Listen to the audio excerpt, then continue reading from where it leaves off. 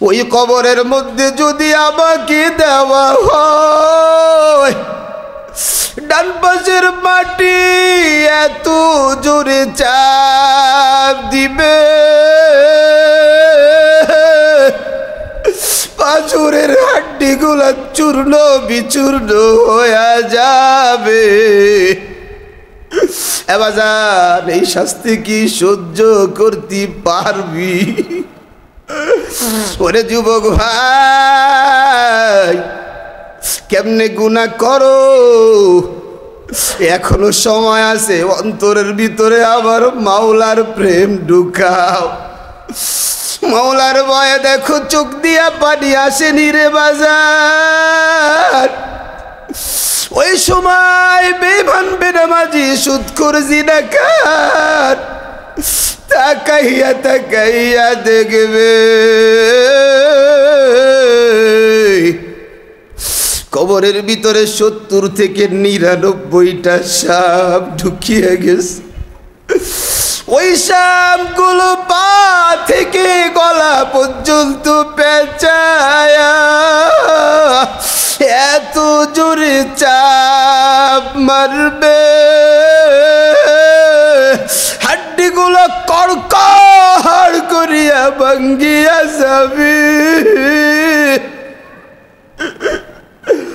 বেঈমান বেনামাজি সুদখোর হাত দিয়া কামড়টা প্রতিহত করার চেষ্টা করবে, এমন একটা কামড় দিবি রে বাজার, একটা কামড়ের বিষ 40 বছর পর্যন্ত থাকবে। বেঈমান বেনামাজি হাত দিয়েও সাপটাকে তাড়াইতে পারবে না। এমন সময় সাপ বলবে, আল্লাহ আমার জবানটা খুলিয়া দাও। ওই সাপের জবানটা যখন খুলিয়া যাবে, সাপ বলবে, ও নাফরমান, জুমার বয়ানে এত কানছি, যার পরেও তুই ঠিক হইলি না, এত বয়ান শুনলি আর পরেও আমল ঠিক করলি না, দিলের মধ্যে মাওলার প্রেম ঢুকাও না। এই জন্য এই কবরে তোর এত শাস্তি। এরে বাজান, খেয়াল করে দেখো, ওই দিন সব দেখতে পাইবা। ওই কবরের মধ্যে জাহান্নামের আগুন। ওই কবরে ছেলেও নাই, মেয়েও নাই, ভাইও নাই, বোনও নাই, মাও নাই, বাবাও নাই। ওই কবরে আমার মাওলা সারা আর কেউ নাই। বাড়ি বাড়ি করো রে মন,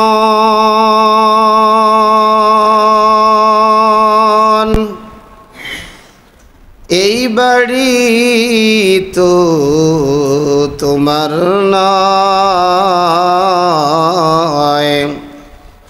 আসল বাড়ি হবে কবর, যেই বাড়ির নাই বিছানা।